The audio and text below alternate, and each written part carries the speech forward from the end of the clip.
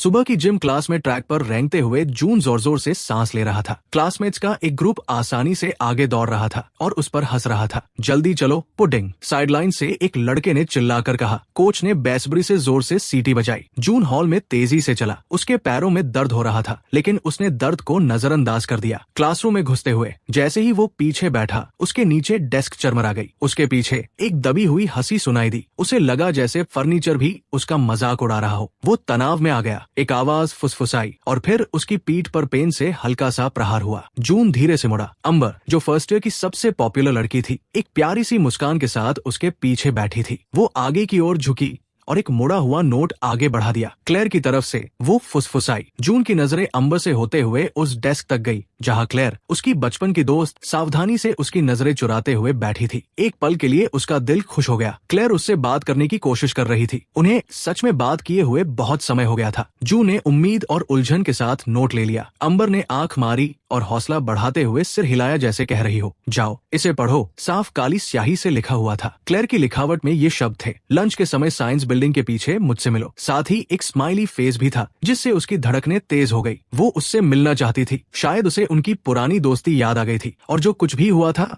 उसके लिए उसे अफसोस था। उसने पीछे मुड़कर क्लेयर को देखा। इस बार उसने उससे आंखें मिलाई, फिर अपना होंठ काटते हुए दूसरी तरफ देखने लगी। शायद वो भी नर्वस थी। अगले 1 घंटे तक वो क्लास में बिल्कुल भी ध्यान नहीं लगा पाया। उसके पेट में अजीब सी हलचल हो रही थी। उसने खुद से कहा कि ज्यादा एक्साइटेड न हो, लेकिन वो खुद को रोक नहीं पाया। वो बहुत अकेला था। क्लेयर के उससे बात करने के ख्याल से ही उसके सीने में दर्दनाक रूप से उम्मीद जाग उठी। जब आखिरकार लंच की घंटी बजी तो जून जल्दी से बाहर निकल गया। शांत हो जाओ, उसने सोचा। शायद वो सिर्फ माफी मांगना चाहती है या फिर से दोस्त बनना चाहती है। जून ने क्लेयर को छाव में खड़े हुए देखा, जो अपने फोन को देख रही थी। वो अकेली थी। जून ने एक झिझकती हुई मुस्कान बिखेरी। हे, जून ने धीरे से कहा, तुम बात करना चाहती थी? क्लेयर बेचैनी से हिली, अपने होंठ चबाते हुए जैसे सही शब्द ढूंढ रही हो। जून का दिमाग तेजी से दौड़ने लगा। क्लेयर, सब ठीक है, तुम मुझे कुछ भी बता सकती हो, उसने प्यार से कहा। क्लेयर ने झटके से अपना सिर उठाया और उसके भाव किसी बहुत ही ठंडे और क्रूर रूप में बदल गए। तुम्हें कुछ भी बता सकती हूँ, उसने दोहराया। क्या तुम्हें सच में लगा था कि मैं तुम्हें यहाँ कुछ कॉन्फेस करने या किसी और बात के लिए बुलाऊंगी? जून सुन्न रह गया। उसकी उम्मीद की गर्माहट पल भर में कड़वी ठंड में बदल गई। तुमने गलत सोचा। मैंने तुम्हें यहाँ इसलिए बुलाया है क्योंकि मैं चाहती हूँ कि तुम रुक जाओ। मुझे घूरना बंद करो। किसी दयनीय पिल्ले की तरह मेरा पीछा करना बंद करो। अब हम दोस्त नहीं हैं। जून, सच कहो तो हम कभी दोस्त थे ही नहीं। मुझे बस तुम पर तरस आता था। उसके शब्दों की क्रूरता जून के पेट में एक मुक्के की तरह लगी, जिससे उसकी सांसें रुक गई और उसे चक्कर आने लगे। क्लेयर, प्लीज, वो फुसफुसाया। उसकी आंखों में गुस्सा झलक रहा था। नहीं जून, तुम्हें ये साफ साफ सुनने की जरूरत है। अंबर और बाकी सबने भी ये नोटिस किया है और ये बहुत ही अपमानजनक है। तुम मुझे शर्मिंदा कर रहे हो। बस मुझे हमेशा के लिए अकेला छोड़ दो। अचानक अंबर की आवाज ने उस सन्नाटे को चीर दिया जो झूठी हमदर्दी से भरी हुई थी। बेचारा जून। वो उनकी तरफ टहलती हुई आ रही थी, जिसके साथ मार्क, रयू और उनकी हमेशा वाली भीड़ थी। क्लेयर झिझकते हुए पीछे हट गई और बिना कोई शब्द कहे जल्दी से वहां से चली गई। जैसे ही सारी बातें समझ में आने लगी, जून का चेहरा अपमान से जलने लगा। ये सब एक सेटअप था। क्लेयर, अंबर, सब कोई, उन्होंने इसकी प्लान बनाई थी और वो सीधा उनके जाल में फंस गया। अंबर ने उस पर तरस खाने वाला मुंह बनाया। रिजेक्शन से दर्द होता है ना? उसने मजाक उड़ाते हुए उस दिशा में देखा जहां क्लेयर भागी थी और फिर क्रूरता से मुस्कुराई। चिंता मत करो, हम अभी भी तुम्हारे दोस्त रहेंगे। मार्क आगे की ओर झुका। उसके भाव गंभीर हो गए। हाँ, और चूंकि हम दोस्त हैं तो तुम्हें मुझे कुछ कैश उधार देने में कोई परेशानी नहीं होगी, है ना? उनकी हंसी जून के चारों ओर गूंजने लगी, जो तेज और बेरहम थी। उसी पल पास से एक हल्की सी आवाज सुनाई दी, उसे अकेला छोड़ दो। अंबर और बाकी सब उस आवाज की तरफ मुड़े। पास ही एमिली खड़ी थी। वो जून की ग्रेड की एक दुबलिपतली और शांत लड़की थी। एमिली ने अपने हाथ आपस में मले। बस रुक जाओ, उसने कहा, ये सही नहीं है। वो ग्रुप कुछ पल के लिए शांत हो गया। फिर अंबर ने बदतमीजी से जवाब दिया। एमिली को बीच में न पड़ने की चेतावनी दी और कहा कि वे सिर्फ मजाक कर रहे थे। एमिली का चेहरा पीला पड़ गया, लेकिन वो मजबूती से अपनी जगह पर खड़ी रही और पूछा कि ये कैसे मजेदार था जब वे साफ तौर पर उसे चोट पहुंचा रहे थे। रयू ने एमिली की तरफ एक डरावना कदम बढ़ाया। भाग जा यहाँ से चूहिया, जब तक कि तू न चाहे कि अगला मजा हम तेरे साथ ले। उसकी वजह से एमिली का इस सब में घसीटे जाने का ख्याल बहुत भयानक था। आखिरकार उसे अपनी आवाज मिल ही गई। एमिली, ऐसा मत करो। उसने ये सोचकर कहना शुरू किया कि उसे भागने के लिए कहेगा, लेकिन मार्क ने उसे छाती पर जोर से धक्का दिया, जिससे वो पीछे की ओर दीवार से जा टकराया। जून की पीठ में दर्द की लहर दौड़ गई। एमिली चिल्लाई और सहज रूप से आगे बढ़ने लगी। मार्क गुस्से से उसकी तरफ मुड़ा, लेकिन तभी दूर से लंच खत्म होने की घंटी बज उठी। अंबर की एक दोस्त ने पुकारा, टीचर आ रहे हैं। अंबर ने अपनी जीभ चटकाई, जो साफ तौर पर चिढ़ी हुई लग रही थी। उसने जून को आखिरी बार एक ठंडी नजर से देखा। फिर मिलेंगे जून बॉय। मार्क ने जाते जाते जून को अपने पैर से धक्का दिया और एक कुटिल मुस्कान के साथ दौड़ता हुआ चला गया। कुछ ही पलों में वे सब वहां से जा चुके थे। शर्म और दिल टूटने के आंसू अब आजादी से बहने लगे थे, क्योंकि अब वहां देखने के लिए एमिली के अलावा और कोई नहीं था। एमिली सावधानी से उसके पास आई और उससे कुछ फीट की दूरी पर घुटनों के बल बैठ गई। उसकी गहरी आंखें हमदर्दी और उदासी से भरी हुई थी। उसने अपनी जेब में हाथ डाला और एक साफ टिश्यू निकाला और कांपते हुए हाथों से उसे उसकी ओर बढ़ा दिया। जून झिझका, फिर उसे ले लिया। उसने अपना चेहरा पोंछा, हालांकि आंसू लगातार बह रहे थे। उसने जून से फुसफुसाते हुए माफी मांगी, ये मानते हुए कि उसे पता था, लेकिन उसने उसे चेतावनी नहीं दी। अफसोस के कारण उसकी आवाज टूट रही थी। जून ने अपनी भीगी आंखों से उसे देखा। उसके लिए एमिली की अपनी आंखें भी आंसुओं से चमक रही थी। उसने अपना सिर हिलाया, ये तुम्हारी गलती नहीं है, मुझे ही समझदार होना चाहिए था। वो एक कड़वी टूटी हुई हंसी हंसा। ये सोचना बेवकूफी थी कि वह। उसकी आवाज भारी हो गई और आंसुओं की एक नई लहर आ गई। एमिली ने बस एक पल के लिए संकोच किया और फिर प्यार से अपना हाथ उसके कंधे पर रख दिया। उम्मीद करना बेवकूफी नहीं थी, वो बड़बड़ाई, वे क्रूर थे और तुम इसके हकदार नहीं थे। उसने काफी लंबे समय से अपने लिए इतनी दयालुता नहीं सुनी थी। खुद को संभालने की कोशिश करते हुए जून ऊपर की ओर उठा, लेकिन उसके पैर कांप रहे थे। एमिली ने तुरंत ये नोटिस कर लिया। उसने धीरे से उसकी बाह पकड़ी और उसे तब तक संभाले रखा जब तक कि उसका बैलेंस नहीं बन गया। उसका स्पर्श सावधान और तसल्ली देने वाला था। उसने उसे एक कांपती हुई आभारी मुस्कान दी। मेरे लिए खड़े होने के लिए थैंक यू। एमिली ने अपनी नजरें नीचे कर ली और फुसफुसाते हुए कहा कि वो बस ऐसे ही खड़े रहकर ये सब नहीं देख सकती थी। वे एक साथ बिल्डिंग के पीछे से बाहर निकले और फिर हॉलवे में अपने अपने रास्ते चले गए। एमिली ने उसे एक छोटी सी हौसला बढ़ाने वाली मुस्कान दी। क्लेयर के धोखे और अंबर की क्रूरता की चुभन अभी भी ताजा थी, लेकिन एमिली की दयालुता सुकून देने वाली थी। जब छुट्टी की आखिरी घंटी बजी तो जून जल्दी से कैंपस से निकल गया और सूरज डूबते ही घर पहुंच गया। वो चुपचाप अंदर गया। उसने किचन में झांका। फ्रिज पर चुंबक से एक नोट चिपका हुआ था, देर तक काम कर रही हूँ, डिनर माइक्रोवेव में है। मॉम। जाहिर है उसकी मॉम घर पर नहीं थी। इन दिनों वो शायद ही कभी सोने के समय से पहले घर आती थी। हमेशा ऑफिस के काम में डूबी रहती थी। जहाँ तक डैड की बात थी, वे उन्हें तब छोड़कर चले गए थे जब जून बहुत छोटा था। जून सीढ़ियों से ऊपर गया और देखा कि उसकी बहन सौ के बेडरूम का दरवाजा आधा खुला हुआ था। उसने उसे अंदर अपनी वैनिटी पर बैठे और बाल संवारते हुए देखा। तुम्हें क्या चाहिए? उसने अपनी आवाज में मौजूद चिढ़ को छिपाने की कोशिश किए बिना पूछा। एक पल के लिए उसने सौ को बताने के बारे में सोचा, लेकिन फिर उसे याद आया कि उसे उसकी परेशानियां सुनना बिल्कुल पसंद नहीं था। कुछ नहीं, उसने आखिरकार बड़बड़ाते हुए कहा। सौ ने उसे ऊपर से नीचे तक देखा। क्या तुम रो रहे थे या कुछ और? उसने अपनी बाहें मोड़ ली और झुंझलाहट में सांस छोड़ते हुए ऐसा व्यवहार किया जैसे उसे कोई असुविधा हो रही हो। कुछ नहीं हुआ, उसने पीछे हटते हुए साफ झूठ बोल दिया। सौ ने अपनी आंखें घुमाई। जो भी हो, बस मुझे शर्मिंदा न करने की कोशिश करना, ठीक है? मेरे पास निपटने के लिए पहले से ही बहुत कुछ है। इसके साथ ही वो वापस अपने शीशे की तरफ मुड़ गई और एक तरह से उसे वहां से जाने के लिए कह दिया, बिना कोई और शब्द कहे। जून अपने कमरे में लौट आया और दरवाजा बंद कर लिया। ये एकमात्र ऐसी जगह थी जहां वो खुद को थोड़ा बहुत सुरक्षित महसूस करता था। उसकी नजर उसके डेस्क पर गई जहां उसकी स्केच बुक खुली पड़ी थी। कल रात वह एक सुपर हीरो की ड्राइंग बना रहा था। एक गठीले शरीर वाला योद्धा जो गोलियों को बेअसर कर सकता था और कारों को उठा सकता था। वो अक्सर ऐसी ताकत होने और किसी शक्तिशाली इंसान के रूप में होने की कल्पना करता था, लेकिन सच्चाई यह थी कि वो बस वही था, एक अधिक वजन वाला अकेला 17 साल का लड़का जो बिना सांस फूले नीचे तक नहीं चल सकता था। उसने बदलने की, एक्सरसाइज करने और खुद को मजबूत बनाने की कोशिश की थी, लेकिन उसका शरीर हमेशा उसे धोखा दे जाता था। यहाँ तक कि एक आधा पुशअप भी उसे 15 मिनट तक कांपने और हाफने पर मजबूर कर देता था। उसकी नजर उसके बगल में बिस्तर पर पड़े उसके फोन पर पड़ी। उसने उसे झट से उठा लिया, शायद अपने पास मौजूद कुछ सोशल मीडिया एप्स चेक करने के लिए। ऐसा नहीं था कि उसे किसी मैसेज की उम्मीद थी। जैसे ही स्क्रीन की लाइट जली, किसी अनजान चीज ने उसका ध्यान खींचा। एक आइकन जिसे वो पहचानता नहीं था, उसकी होम स्क्रीन के बीचों बीच बैठा था। उसका नाम गेटवॉकर था। उसने यकीनन हाल ही में कोई नया ऐप डाउनलोड नहीं किया था। उसने जल्दी से इसे डिलीट कर दिया, लेकिन कुछ ही सेकंड बाद ये फिर से दिखाई देने लगा। जून की रीढ़ में एक सिहरन दौड़ गई। उसने इसे फिर से डिलीट किया, 1 बार, 2 बार, 3 बार। हर बार ये पहले से ज्यादा तेजी से वापस आ जाता। अब उत्सुक होकर जून ने आइकन पर टैप किया। स्क्रीन एक सेकंड के लिए काली हो गई, फिर काले बैकग्राउंड पर साधारण सफेद फॉन्ट में टेक्स्ट की एक लाइन उभर कर आई। क्या आप अपनी सच्ची क्षमता को अनलॉक करने के लिए तैयार हैं? जून ने अपनी पलकें झपकाई। क्या ये किसी तरह का अजीब ऐड था? सवाल के नीचे 2 बटन्स अगल बगल दिखाई देने लगे, यस और नो। उसने ऐप को बंद करने का तरीका खोजा। इसमें कोई सामान्य इंटरफेस नहीं था। उसने फोन को पूरी तरह से बंद करने की कोशिश की, लेकिन वो पावर डाउन नहीं हुआ। डिवाइस उसके हाथ में हल्का सा वाइब्रेट हुआ और स्क्रीन पर मौजूद शब्द एक बार ऐसे झपके जैसे बहुत ही जरूरी हो। क्या आप खुद का सबसे बेहतरीन रूप बनना चाहते हैं? ऐसा लग रहा था कि जब तक वो जवाब नहीं देगा, तब तक फोन उसे कुछ और नहीं करने देगा। वो बस एक पल के लिए और झिझका, फिर उसने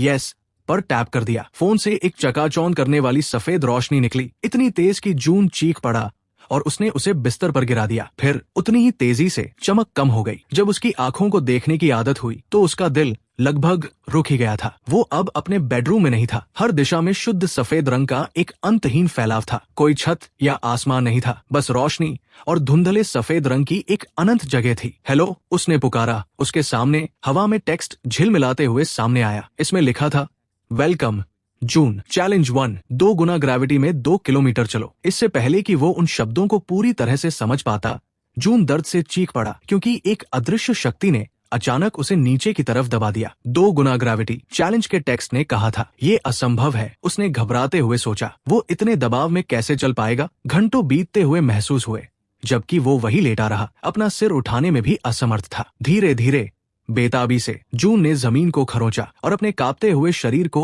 एक बार में 1 इंच आगे की ओर घसीटा। एक पैर उसने जबरदस्ती उसे आगे बढ़ाया और नीचे रखा। एक कदम, इस कोशिश से उसकी जांघों में दर्द की चुभन पहले से ही शुरू हो गई थी। उसने एक और कदम उठाया और फिर एक और। हर एक कदम बहुत भारी था। केवल 10 कदम के बाद उसके पैर अचानक लड़खड़ा गए और वो मुंह के बल ठंडी कठोर जमीन पर गिर पड़ा। आंसुओं ने उसकी आंखों को धुंधला कर दिया, लेकिन उसे वे सारे ताने, वो सारी हंसी याद आ गई। अगर ये अजीबोगरीब ट्रायल सच में मजबूत बनने की चाबी था, तो ये उसका एकमात्र मौका था। इसलिए जून आगे बढ़ता रहा। उस सफेद फैलाव से आगे बढ़ने का कोई एहसास नहीं हो रहा था। बस एक छोटी सी डिस्प्ले दूरी की गिनती दिखा रही थी, 0.2 किलोमीटर। उसे कोई अंदाजा नहीं था कि वो यहाँ कितनी देर से फंसा हुआ है, घंटों से या शायद दिनों से। हैरानी की बात ये थी कि उसे बिल्कुल भी भूख या प्यास नहीं लग रही थी, फिर भी थकान उसे अंदर तक जला रही थी। 0.5 किलोमीटर तक पहुंचते पहुंचते जून के फेफड़ों में आग सी लग गई थी। जैसे ही उसने चलना बंद किया, हवा में एक आवाज गूंजी, चैलेंज को रोकते हुए। जून का सिर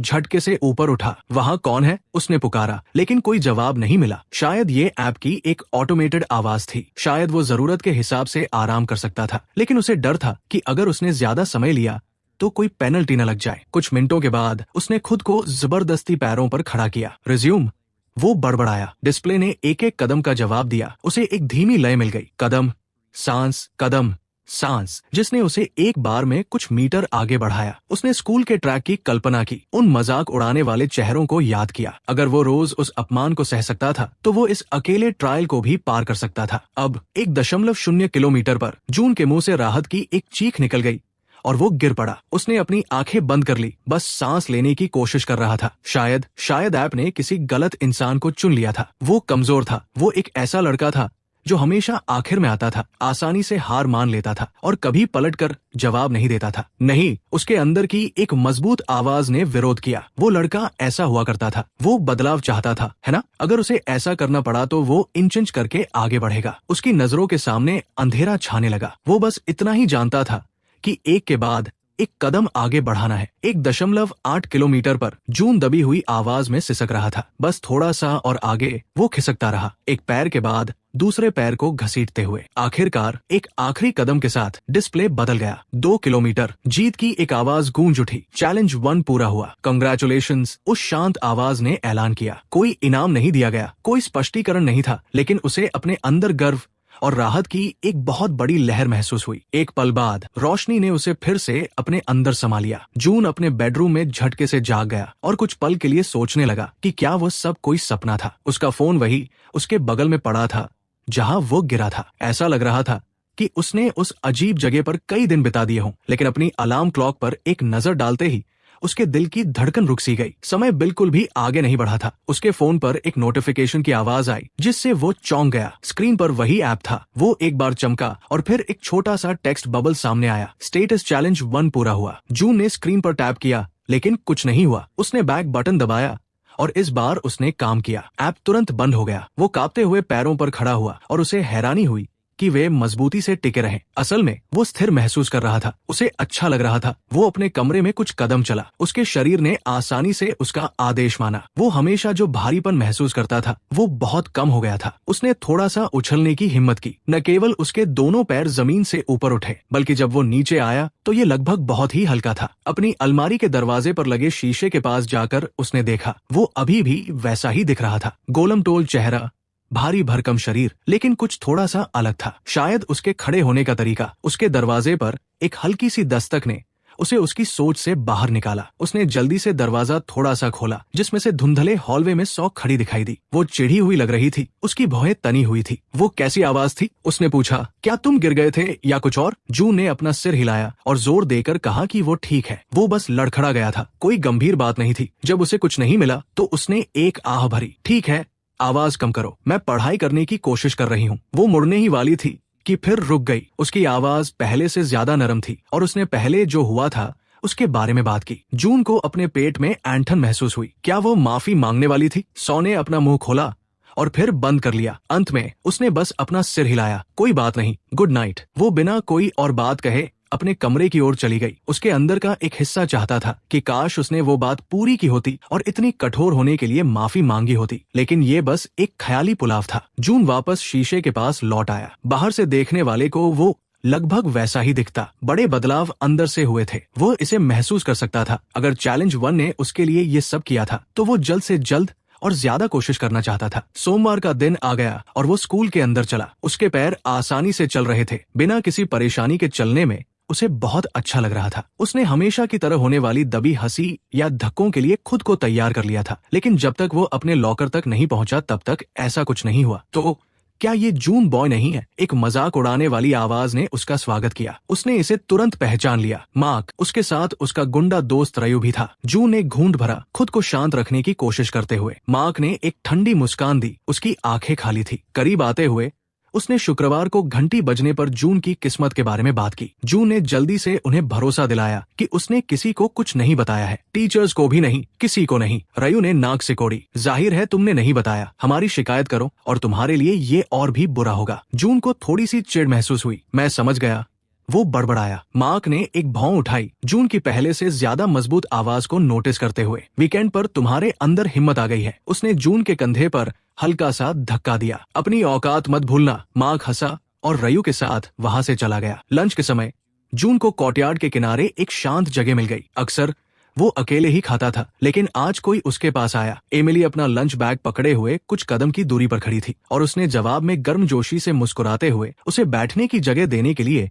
बेंच पर खिसक कर जगह बनाई। 1 मिनट के लिए उन्होंने एक आरामदायक सन्नाटे में खाना खाया। उसे एहसास हुआ कि एमिली भी आमतौर पर खुद तक ही सीमित रहती थी। शायद उसके भी कोई करीबी दोस्त नहीं थे। तुम कैसे हो? उसने पूछा। उन सब के बाद मेरा मतलब है, उसने जवाब दिया कि वो ठीक है, कम से कम शुक्रवार से तो बेहतर ही है। एमिली ने अपना होंठ काटा। अगर वे कुछ करने की कोशिश करते हैं तो शायद तुम्हें किसी टीचर के पास जाना चाहिए। उसकी आवाज में भरोसे की कमी थी। वे दोनों जानते थे कि टीचर्स शायद ही कभी बुलिंग को रोकते थे और शिकायत करने से स्थिति और भी खराब हो सकती थी। जू ने जोर देकर कहा कि वो इसे संभाल लेगा। घंटी बजी और लंच खत्म हो गया। जैसे ही वे खड़े हुए, जू ने अपनी हिम्मत जुटाई और कहा, एमिली, शुक्रवार के बारे में तुमने जो किया उसके लिए थैंक यू। मैं इसे कभी नहीं भूलूंगा। उसने उसकी तरफ ऊपर देखा। उसकी भूरी आंखें बड़ी बड़ी थी और उसने एक शर्मीली मुस्कान दी। दोस्त इसीलिए तो होते हैं, है ना? दोस्त शब्द ने उसे धूप से भी ज्यादा गर्माहट दी। उसने हामी में सिर हिलाया। दोपहर 3 बजे जब स्कूल की छुट्टी हुई तो जून ने जल्दी से बाहर निकलने की कोशिश की। उसने लगभग सोच ही लिया था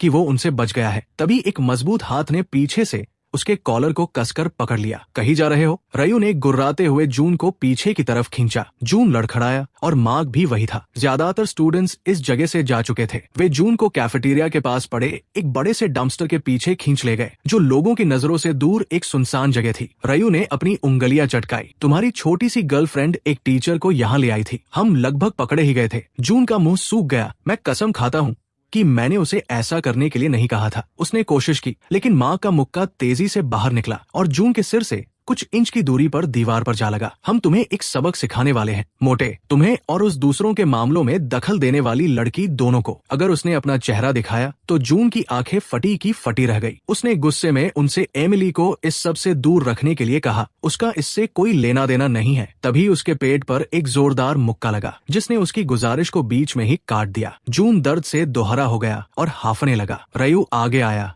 और उसने जून को बालों से पकड़ लिया और उसे दर्दनाक तरीके से सीधा खड़ा कर दिया। रयू ने कुटिलता से मुस्कुराते हुए उसके गाल पर एक जोरदार थप्पड़ जड़ दिया। फिर उसने उसे जमीन पर फेंक दिया। जून एक धम की आवाज के साथ कंक्रीट पर जा गिरा। फिर से नहीं, ये फिर से हो रहा है। उसका दिमाग चिल्ला उठा। उसने महसूस किया कि मार्क का पैर उसकी जांघ पर लगा है और उसके बाद उसकी कमर पर एक और लात पड़ी। वो कराह उठा। उसकी पसलियों में दर्द भड़क उठा। तुम्हें लगता है कि तुम अब मजबूत हो गए हो, है ना? तुम ऐसे नहीं हो। अचानक एक आवाज गूंजी, अरे रुक जाओ। ये एमिली थी। उसके लिए डर के मारे जून का पेट ऐंठ गया। उसकी चेतावनी के बावजूद वो यकीनन उसके पीछे आई होगी। मार्क ने चिढ़ते हुए उसकी ओर देखा। तुम फिर आ गई? एमिली ने उनसे दूर हटने के लिए चिल्लाते हुए कहा। उसकी आवाज कांप रही थी। मुझे लगा था कि हमने तुम्हें चेतावनी दी थी, छोटी चूहिया। तुम हीरो बनना चाहती हो? वो आगे बढ़ा और एमिली स्वाभाविक रूप से पीछे हट गई। उसे बहुत देर से एहसास हुआ कि उसने खुद को किस खतरे में डाल लिया है। रयू को एमिली की तरफ बढ़ते देख जून के अंदर गुस्सा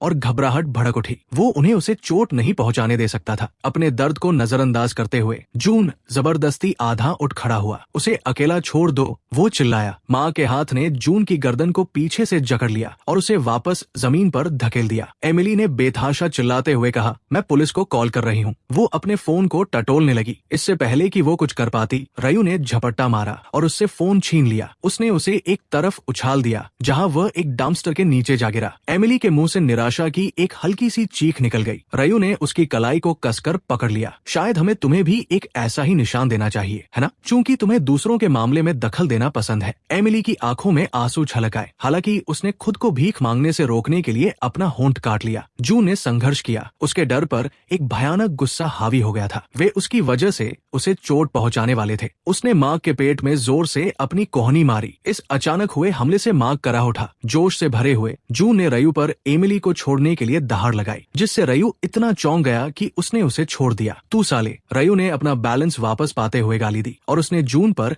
एक कसकर मुक्का मारा। ये जून के जबड़े पर जोर से लगा। जून के सिर में भयंकर दर्द की लहर दौड़ गई। किसी तरह उसने अपना होश बनाए रखा। एमिली भागकर जून के पास आई और उसे उठाने में मदद करने लगी। मार्क अब संभल चुका था और गुस्से से लाल पीला हो रहा था। बहुत खेल लिया, उसने रयू पर गुर्राते हुए कहा। इसे पकड़ो। रयू ने जून को पीछे से पकड़ लिया और जून की बाहों को पीछे की तरफ जकड़ लिया। मार्क उसके सामने खड़ा हो गया, जो गुस्से से जोर जोर से सांस ले रहा था। एमिली थोड़ा आगे बढ़ी। प्लीज ऐसा मत करो, उसने गिड़गिड़ाते हुए कहा। उसकी पलकों पर आंसू थे। तुम सच में उसे चोट पहुंचाओगे, यही तो हमारा इरादा है, मार्क ने पलटकर जवाब दिया। उसने अपना मुक्का पीछे खींचा। इस बार उसका निशाना जून का चेहरा था। अचानक ऐसा लगा जैसे समय धीमा हो गया हो, जैसे उसके दृढ़ निश्चय के जवाब में उसकी जेब गर्म हो गई। जून का फोन बहुत तेजी से वाइब्रेट होने लगा। मार्क और रयू दोनों ने जून की जीन्स से निकलने वाली एक हल्की सी चमक पर ध्यान दिया। जून को तुरंत समझ आ गया कि ये क्या था। एक बेताब सी हरकत में उसने अपना पैर झटका और किसी तरह फोन को अपनी जेब से बाहर निकालने में कामयाब हो गया। स्क्रीन पर एक प्रॉम्प्ट चमका, चैलेंज नंबर 2, क्या आप तैयार हैं? इसके लिए उसकी मंजूरी की जरूरत थी। यस, जून पूरी ताकत से चिल्लाया। जून के चारों ओर की दुनिया में सफेद रोशनी फूट पड़ी और पलक झपकते ही जून वहां से गायब हो गया। जैसे ही जून दोबारा प्रकट हुआ, वो एक ठंडी धातु की जमीन पर घुटनों के बल जोर से गिरा। ऐसा लग रहा था कि वो किसी बड़े इंडस्ट्रियल स्पेस में है।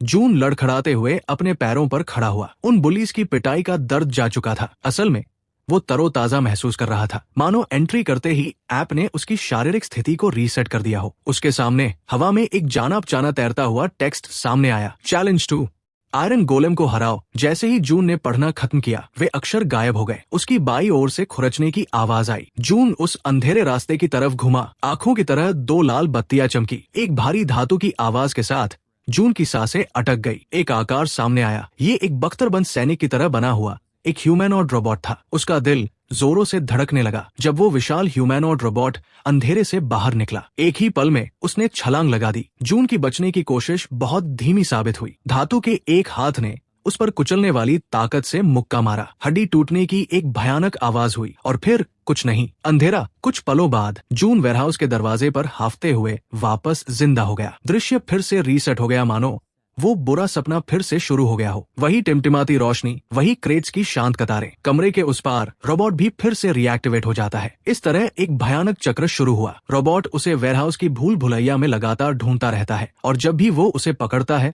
वो उसे बेरहमी से मार डालता है और हर बार दुनिया वापस शुरू से शुरू हो जाती है। इस नरक जैसे टाइम लूप में दिन या शायद हफ्ते बीत जाते हैं। इस आर्टिफिशियल दुनिया में उसे अब भोजन या पानी की जरूरत नहीं है। वो अपने ही बुरे सपने में किसी भूत की तरह बन जाता है। एक छिपने की जगह से दूसरी छिपने की जगह तक भागता रहता है। आखिरकार इतनी बार भागने और मरने का मनोवैज्ञानिक दबाव जून के अंदर कुछ तोड़ देता है। वो हर मुमकिन तरीके से मारा जा चुका है और फिर भी अब उसे इससे भी बुरा एहसास सता रहा है। शर्म, अपने डरपोकपन पर शर्म और अंतहीन रूप से पीछे हटने पर। रोबोट के लोहे के कदमों की आवाज पास ही गूंजती है, उसे ढूंढते हुए। जून को अपने सीने के अंदर गुस्से की एक चिंगारी सुलगती हुई महसूस होती है। जब एक और हिंसक मौत के बाद चक्र रीसेट होता है तो जून भागता नहीं है। इस बार वो खुले में आगे कदम बढ़ाता है और सामने से आते हुए रोबोट का सामना करता है। इसके बाद होने वाले टकराव बहुत ही क्रूर लेकिन ज्ञानवर्धक होते हैं। हर बार जब रोबोट जून पर हावी होता है और उसे मारता है तो वो कुछ नया सीखता है। वो रोबोट की पहुंच और उसके कुचलने वाले हमलों की टाइमिंग के बारे में सीखता है। वे सबक हर एक जानलेवा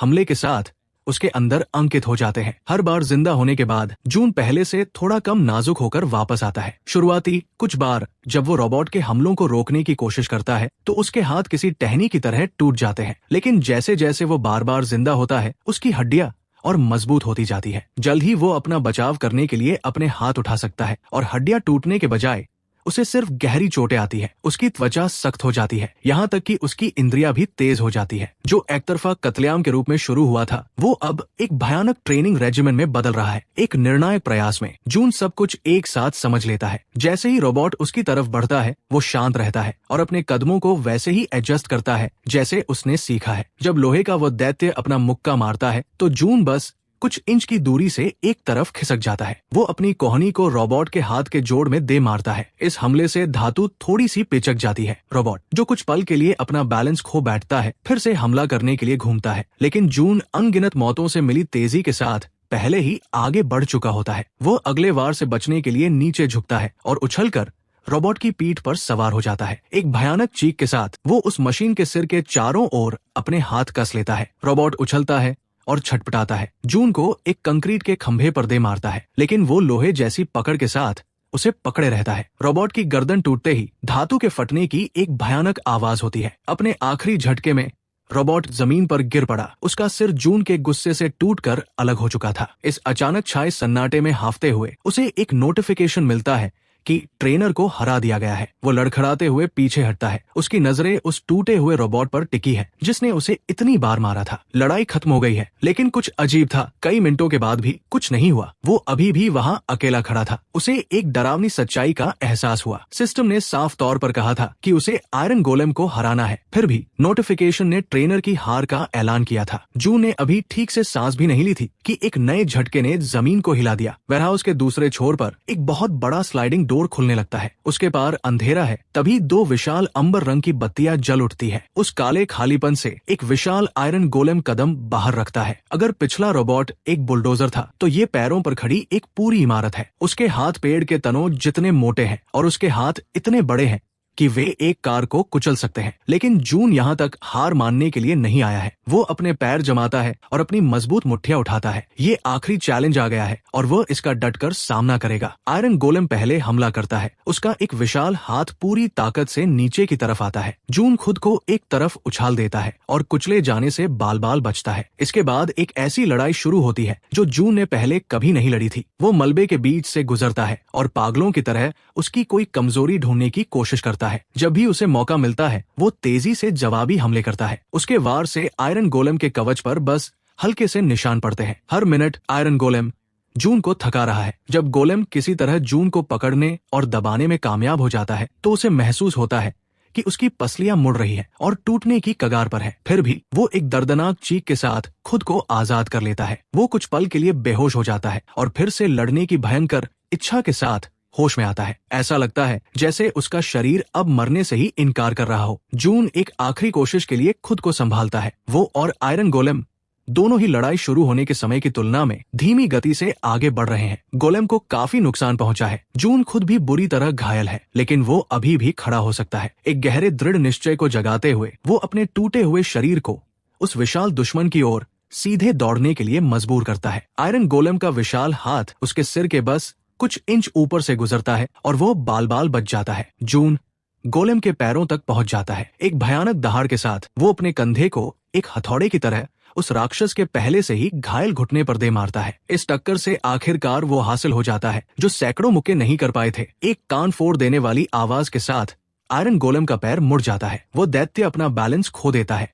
वो खुद को संभालने की कोशिश करता है, लेकिन जून पहले से ही अपने पैरों पर खड़ा है और वो अपना पूरा वजन गोलेम के दूसरे पैर पर डाल देता है। आयरन गोलेम के गिरते ही एक जोरदार धमाका होता है। जून उछलकर आयरन गोलेम की चौड़ी छाती पर बैठ जाता है। आखिरकार उसके पास एक बहुत ही महत्वपूर्ण चीज पर वार करने का खुला मौका है। गोलेम के धड़ के बीच से एक हल्की नीली चमक बाहर आ रही है जो उसके पावर कोर की तरह लग रही है। एक भयानक चीख के साथ जून अपनी मुट्ठी उठाता है और उसे एक हथौड़े की तरह नीचे मारता है। उस वार से कवच पर एक गड्ढा बन जाता है। वो पीछे हटता है और दर्द से चीखते हुए फिर से वार करता है। जून ने उसी जगह पर मुक्कों की लगातार बारिश कर दी। अपनी टूटी हुई उंगलियों के साथ जून अभी भी उस चिंगारी निकालते हुए छेद में हाथ डालता है और उसकी मुट्ठी में जो भी आता है उसे पकड़ लेता है। गर्म केबल्स का एक बंडल जो कि कोर का ही एक हिस्सा है, अपनी बची हुई पूरी ताकत लगाकर आयरन गोलेम उसके नीचे कांपने लगता है। उसकी चमकती हुई आंखें एक बार झिलमिलाती है और फिर बुझ जाती है। उसका बचा हुआ हाथ एक भारी आवाज के साथ बेजान होकर जमीन पर गिर जाता है। चैलेंज नंबर 2 पूरा हुआ। उसके चारों ओर वेयरहाउस का दृश्य सफेद रोशनी में घुलने लगा। Congratulations challenger. जैसे ही दुनिया धुंधली हुई वो शांत आवाज बोली। जब जून ने अपनी आंखें फिर से खोली तो वो वापस स्कूल के पीछे था। वो उसी पल में वापस आ गया था जब वो गया था, बिल्कुल वही जहां उन बुलीज ने उसे घेरा था। असल दुनिया में समय बिल्कुल भी आगे नहीं बढ़ा था। सारा नजारा जमा हुआ था। मार्क का मुक्का अभी भी जून के चेहरे की तरफ आ रहा था, लेकिन जून अब वो लड़का नहीं रहा था जो कुछ पलों पहले असहाय खड़ा था। उसने बचने की कोशिश भी नहीं की। मुक्का सीधे जून पर लगा, फिर भी उसे कुछ महसूस नहीं हुआ। इसके बजाय ये मार्क था जो दर्द के मारे अपना हाथ झटकते हुए तेजी से पीछे हट गया। जून ने देखा कि रयू ने उसे अभी भी कसकर पकड़ा हुआ था। उसने रयू का हाथ पकड़ लिया और उसे ऐसे उठाया मानो उसका कोई वजन ही न हो। बस एक हल्का सा दबाने पर उसने महसूस किया कि रयू की कलाई टूट गई है, जिससे रयू दर्द से चीखने लगा और अपने घुटनों पर गिर पड़ा। ये क्या है? मार्क हैरानी से चिल्लाया क्योंकि जून रयू की पकड़ से फिसल गया था। जून शांति से माँ का सामना करने के लिए मुड़ा। उसने जो कुछ भी सहा था उसके बाद इन दोनों बुली से निपटना किसी बच्चे के साथ खेलने जैसा लग रहा था। मार्क ने गुस्से में जून के चेहरे पर मुक्का मारा। जून ने बस मार्क के मुक्के को बीच में ही पकड़ लिया। मार्क चिल्ला पड़ा क्योंकि उसका हाथ अजीब तरीके से मुड़ गया था और जून की पकड़ के नीचे उसकी हड्डियां चटक रही थी। मार्क ने बेतहाशा अपना हाथ खींचने की कोशिश की, लेकिन जून ने उसे और जोर से दबाया जब तक कि मार्क दर्द से चीखने नहीं लगा। दर्द होता है ना? जून ने ठंडेपन से कहा और मार्क को एक हाथ से पीछे धकेल दिया। मार्क ईंट की दीवार से जा टकराया और कराहते हुए जमीन पर गिर पड़ा। रयू एक पल के लिए अपनी टूटी हुई कलाई को भूलकर फिर से जून की ओर झपटा। जून आसानी से एक तरफ हट गया, रयू को गले से पकड़ लिया और उसे आसानी से जमीन से ऊपर उठा लिया। रयू छटपटाने लगा। उसकी आंखें डर से फटी हुई थी। मैंने तुम्हें चेतावनी दी थी, जून ने धीरे से कहा और अपनी पकड़ को बस इतना कड़ा किया कि रयू डर जाए और फिर उसे एक तरफ फेंक दिया। मार्क संघर्ष करते हुए वापस अपने पैरों पर खड़ा हुआ। वो गुस्से में था और डरा हुआ था। उसने एक पॉकेट नाइफ निकाला और कांपते हुए हाथों से उसे खोला। तुम्हें इसकी कीमत चुकानी पड़ेगी, मार्क चिल्लाया और जून की तरफ दौड़ा। आखिरी पल में उसने मार्क की कलाई पकड़ ली और उसे तेजी से मरोड़ दिया। फिर जून ने अपनी हथेली से मार्क की छाती पर वार किया। मार्क जमीन पर पड़ा हाफने लगा और उसकी आंखों में आंसू भर गए। रयू डरा हुआ जून को घूर रहा था और हिल भी नहीं पा रहा था। जून ने चाकू उठाया, उसे बंद किया और उन दोनों बुलीज को घूर कर देखा। ध्यान से सुनो, अगर तुम में से कोई भी दोबारा मेरे या एमिली के पास आया तो मैं सिर्फ हड्डियां ही नहीं तोड़ूंगा। दोनों लड़कों ने जल्दी से सिर हिलाया। उनकी आंखों में डर साफ दिख रहा था। जून के पीछे आखिरकार एमिली ने हरकत की। उसकी आवाज कांप रही थी, लेकिन चिंता से भरी थी। सब ठीक है, उसने धीरे से उसे भरोसा दिलाया और हारे हुए बुली से मुंह फेर लिया। मार्क और रयू ने उस पल का फायदा उठाकर लड़खड़ाते हुए अपने पैरों पर खड़े होने की कोशिश की। एमिली का चेहरा आंसुओं से भीगा हुआ था, लेकिन उसकी आंखों में एक चमकती हुई राहत थी। मुझे यकीन नहीं हो रहा। तुमने कैसे? क्या तुम सच में ठीक हो? जू ने किसी तरह एक हल्की सी मुस्कान दी। मैं ठीक हूँ एमिली। सच में? उसे एहसास हुआ कि वो पहले से कहीं ज्यादा सीधा खड़ा था। उसके कंधे तने हुए थे। एमिली को उसकी आंखों से आंखें मिलाने के लिए अपना सिर थोड़ा ऊपर उठाना पड़ा। ऐसा लग रहा था कि एमिली ने अभी जो कुछ भी देखा था उसके बारे में वह दर्जनों सवाल पूछना चाहती थी, लेकिन उसने अपना होंठ काट लिया, क्योंकि वो पक्के तौर पर नहीं जानती थी कि उसे पूछताछ करनी चाहिए या नहीं। स्कूल में अगले कुछ दिन जून के लिए एक अजीब सी धुंध में गुजर गए। कैफेटेरिया के डंपस्टर के पीछे जो हुआ उसकी अफवाहें तेजी से फैल गई। कैसे मार्क और रयू रहस्यमय तरीके से पिट गए थे। कुछ लोगों ने कहा कि किसी अनजान अपरक्लासमैन ने उन्हें पीटा है। दूसरों ने फुसफुसाते हुए कहा कि ये वही मोटा लड़का था जिसने अजीब तरीके से उन्हें हरा दिया था। बहुत कम लोगों ने दूसरी बात पर विश्वास किया और जून ने खुद को सबसे दूर ही रखा। बुधवार की शाम को जून ने जानबूझकर अपने सारे बचे हुए काम पूरे कर लिए। उसने अपनी मॉम और सौ को बताया कि वो एक हफ्ते के लिए बाहर रहेगा और उनसे कॉल न करने के लिए कहा, क्योंकि उसे पूरी तरह से पता था कि वो क्या करने जा रहा है। जब उसने उस रहस्यमय ऐप को खोला तो वो धीरे से चमका। चैलेंज नंबर 3 अनलॉक हो गया है। बिना किसी हिचकिचाहट के जून ने चैलेंज 3 पर एक्सेप्ट दबाया, जिससे उसका कमरा एक शानदार सफेद रोशनी में डूब गया। जब उसने अपनी आंखें खोली तो वो एक और नई दुनिया में खड़ा था। ये जगह उस खालीपन या वेयरहाउस जैसी बिल्कुल नहीं थी। उसने खुद को चिलचिलाती धूप के नीचे एक विशाल खुले परिदृश्य में पाया। नोटिफिकेशन सामने आता है। चैलेंज 3 गुना ग्रेविटी और अत्यधिक गर्मी की स्थिति में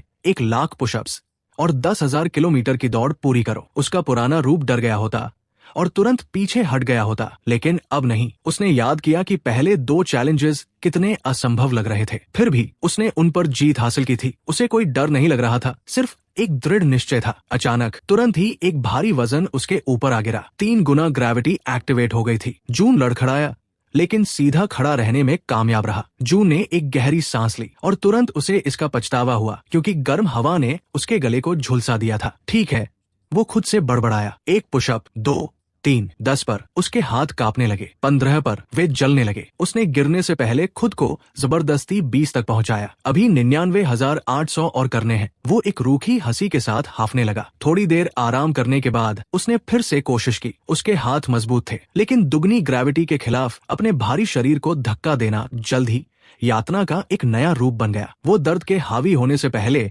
किसी तरह 30 पुशअप्स कर पाया। 15वें दिन तक उसे मति भ्रम होने लगा था। अंबर की हंसी गूंज रही थी। हार मान लो मोटे। 60वें दिन वो बीच दौर में गिर पड़ा। उसकी नजरों के सामने अंधेरा छा रहा था। एमिली की एक परछाई सामने आई जो पानी की बोतल दे रही थी। तुम जितना सोचते हो उससे कहीं ज्यादा मजबूत हो, उसने फुसफुसाते हुए कहा। उसने उस भ्रम को पी लिया और भी तेजी से दौड़ने लगा। जून जानता था कि इसमें बहुत समय लगेगा। समय के साथ वो इसके अनुकूल हो गया। उसकी मांसपेशियां मजबूत हो गई और उसने हजारों पुशअप्स और सिटअप्स किए और सैकड़ों किलोमीटर की दौड़ पूरी कर ली थी। उसका शरीर तेजी से बदल गया। उसका फैट कम हो गया और लीन मसल बन गई। बीच में कभी कभी जून अपनी शारीरिक सीमाओं तक पहुंच जाता था, जिससे उसे पूरी तरह से ठीक होने के लिए 1 हफ्ते तक आराम करना पड़ता था। एक बार तरोताजा होने के बाद उसने एक नए दृढ़ निश्चय के साथ अपनी एक्सरसाइजेस शुरू की। आखिरकार ऐसा लगने लगा जैसे सालों बीत गए हों। अब बस दौड़ना बाकी था। अभी भी सैकड़ों किलोमीटर आगे थे। दृढ़ निश्चय के साथ उसने हार नहीं मानी। जैसे ही वो फिनिश लाइन के करीब पहुंचा, उसने आखिरी दौड़ के लिए अपनी सारी ताकत जुटा ली। उस अनदेखी फिनिश लाइन को पार करते ही जीत की एक घंटी जोर से गूंज उठी। जून रुक गया, हाफते हुए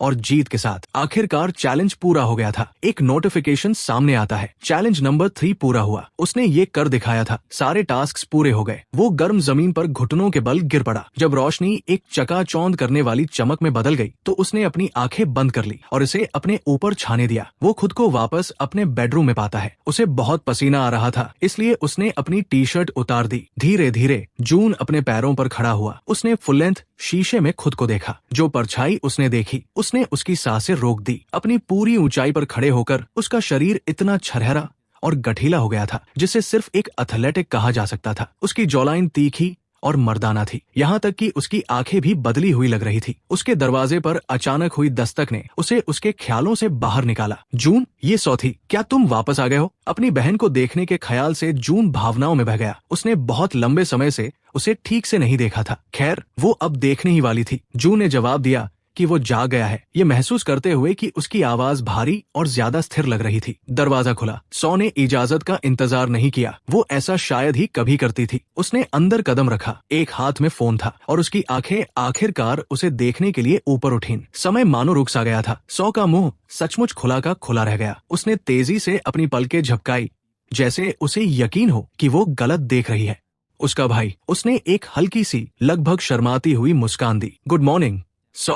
वो बस घूरती रही। उसकी नजरें उसके चेहरे से नीचे उस गठीले पेट की झलक तक गई और फिर वापस उसके चेहरे पर आ गई। ऐसा लग रहा था मानो उसका दिमाग ये मान ही नहीं पा रहा था कि ये उसका भाई है। कैसे? ये क्या? वो हकलाने लगी। उसके गालों पर शर्मिंदगी की लालिमा छा गई। मैंने वर्कआउट शुरू करने का फैसला किया था, जून ने हल्के फुल्के अंदाज में कहा, इस तरह पेश आते हुए जैसे ये कोई बड़ी बात न हो। खैर, वो और कह भी क्या सकता था। वो आगे बढ़ा और सो स्वाभाविक रूप से पीछे हट गई। वो अभी भी चौड़ी आंखों से देखती हुई दरवाजे की चौखट से टकरा गई। वर्कआउट? उसने धीरे से दोहराया। उसकी नजर उसके पीछे गई। तुम्हें पता है, एक्सरसाइज। मेरे पास कुछ मोटिवेशन था, उसने कहा। उस आखिरी शब्द में लोहे जैसी एक सख्ती थी जिसने सौ को चौंका दिया। उसने अपना मुंह खोला, शायद माफी मांगने या आगे सवाल पूछने के लिए, लेकिन कोई आवाज नहीं निकली। इसके बजाय उसकी आंखें नीची हो गई। उसके चेहरे पर शर्म और पछतावा साफ दिख रहा था।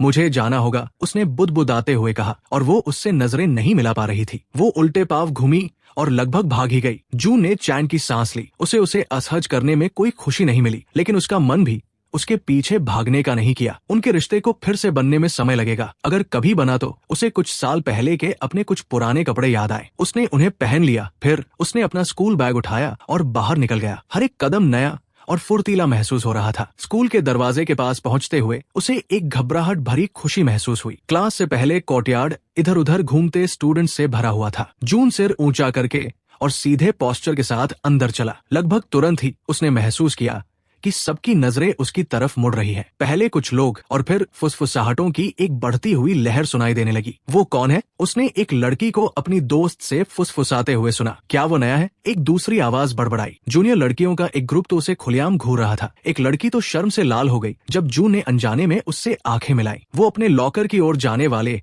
मुख्य रास्ते पर मुड़ गया। बास्केटबॉल टीम के दो लड़के लॉकर्स पर टिके हुए थे और जैसे ही जून पास आया वे अनजाने में ही एक तरफ हट गए। जैसे ही उसने अपना लॉकर बंद किया वो पीछे से आए किसी शख्स से लगभग टकरा ही गया। एक हल्की सी सांस की आवाज के साथ वो पलटा और उसने खुद को एमिली के आमने सामने पाया। उसने उलझन में उसकी तरफ देखा। एक्सक्यूज मी, मुझे माफ करना, मैं ढूंढ रही थी, उसने शुरू किया, क्योंकि शुरुआत में वो उसे पहचान नहीं पाई थी। फिर उसकी आंखें फटी की फटी रह गई। जून, वो फुसफुसाई। जिस तरह से उसने उसका नाम लिया उससे उसका दिल पिघल गया। सब में से उसे उसके रिएक्शन की सबसे ज्यादा परवाह थी। उसे अचानक शर्म आ गई और वो अपनी गर्दन के पीछे रगड़ने लगा। हे एमिली। एमिली अचानक आगे बढ़ी और उसे कसकर गले लगा लिया। मैं बहुत परेशान थी, तुम स्कूल नहीं आए और कई दिनों तक टेक्स्ट का जवाब ही नहीं दिया, उसने कहा। जून ने पलकें झपकाई, फिर जवाब में अपनी बाहों को उसके चारों ओर लपेट लिया। आई एम सॉरी, वो बड़बड़ाया। एमिली थोड़ा पीछे हटी और अब वो शर्म से बुरी तरह लाल हो रही थी, क्योंकि उसे एहसास हुआ कि वो स्कूल के बीचों बीच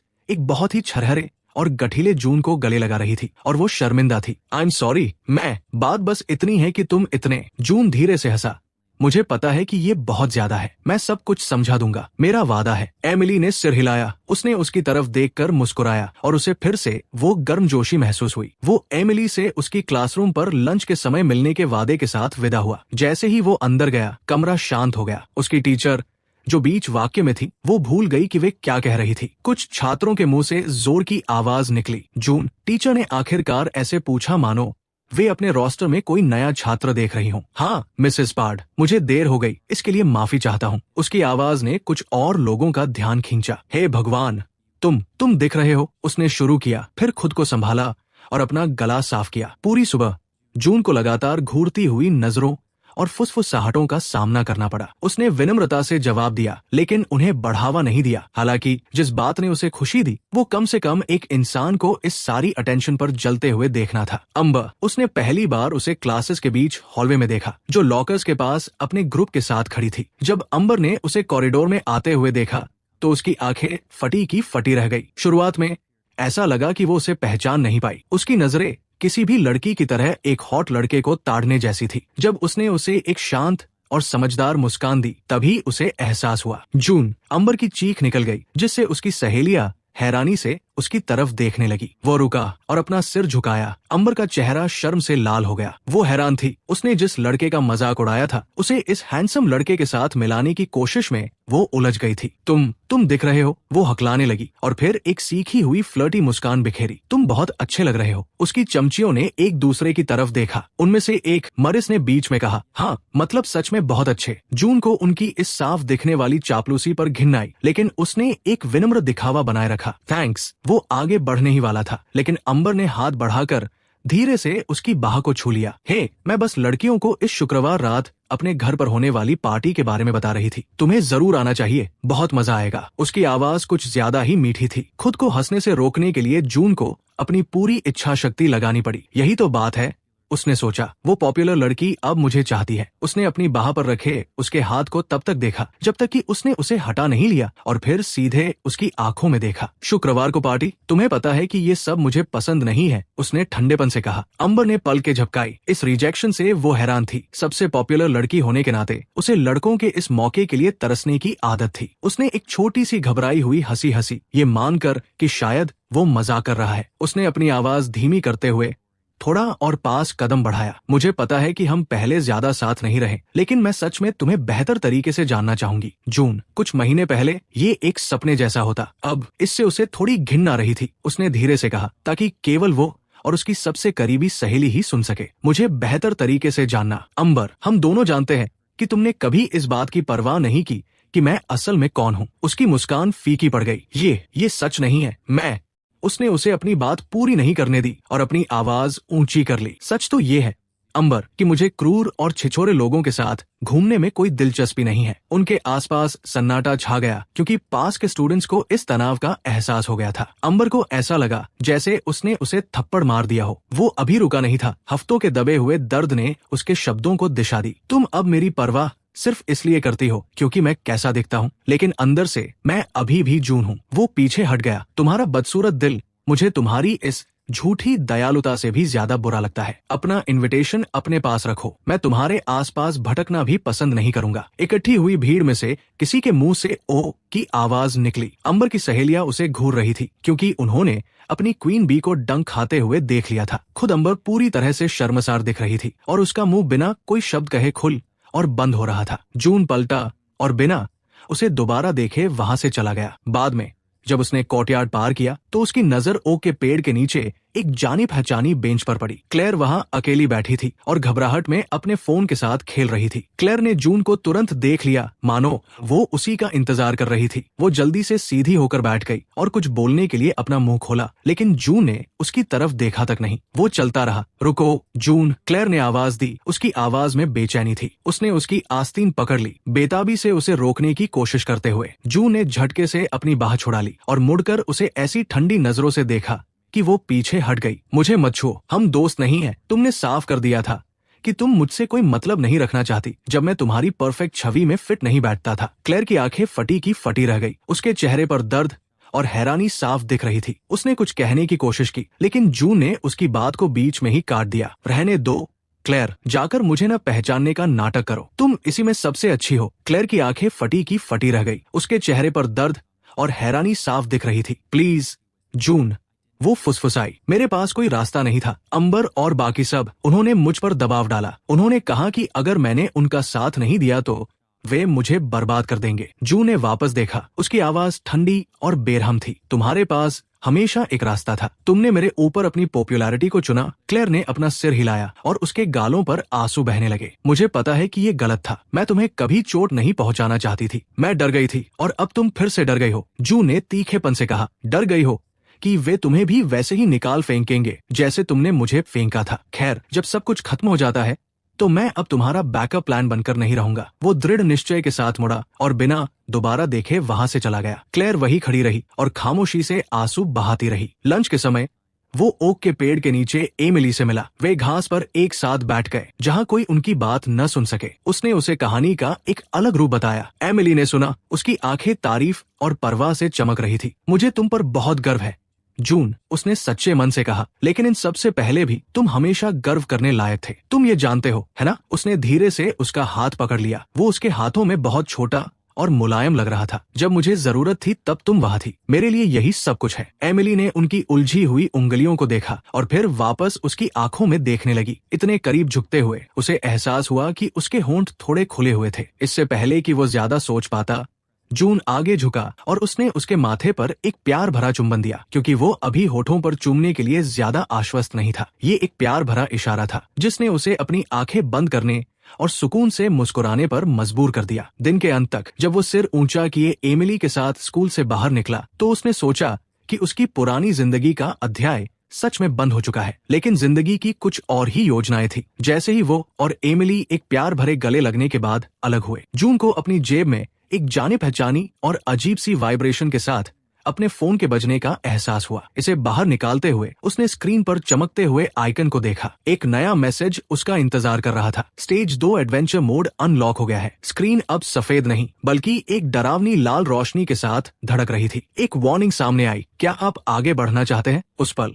उसने सोचा कि वो कितनी दूर आ गया है और ये देखने के लिए कि वो खुद को और कितना आगे ले जा सकता है। उसके अंदर एक बढ़ती हुई उत्सुकता पैदा हो रही थी। एक दृढ़ सांस के साथ जून ने यस दबा दिया। इस बार दुनिया रोशनी से नहीं भरी। जून के सामने एक घूमता हुआ नीला पोर्टल बन गया। एक गहरी सांस लेते हुए उसने आगे कदम बढ़ाया। जैसे ही उसकी आंखों को देखने की आदत हुई, उसने महसूस किया कि वो मशालों से रोशन एक ऐसे गलियारे में था जो किसी प्राचीन भूमिगत गुफा जैसा लग रहा था। ये उस साफ सुथरे ट्रेनिंग ग्राउंड जैसा बिल्कुल नहीं था। अंधेरे से एक धीमी गुर्राहट आई और जून तुरंत सतर्क हो गया। एक आकृति बाहर आई जो विशाल और भद्दी थी। उसके पीछे और भी लड़खड़ाते हुए आकार और चमकती हुई आंखें दिखाई दी। फिर भी जून पीछे नहीं हटा। इसके बजाय उसके चेहरे पर एक धीमी सी मुस्कान फैल गई। ठीक है, वो बड़बड़ाया, अपनी मुट्ठियां भींचते हुए। अपनी पूरी ताकत के साथ मारा गया एक मुक्का जो उसकी कमाई गई ताकत के हर एक कतरे से और भी शक्तिशाली हो गया था कि जबड़े पर लगा, जिससे उसके दांत चारों ओर उड़ गए। गले से निकलने वाली गुर्राहट गूंज उठी क्योंकि और भी जीव उन अंधेरी कोठरियों से बाहर रेंगने लगे।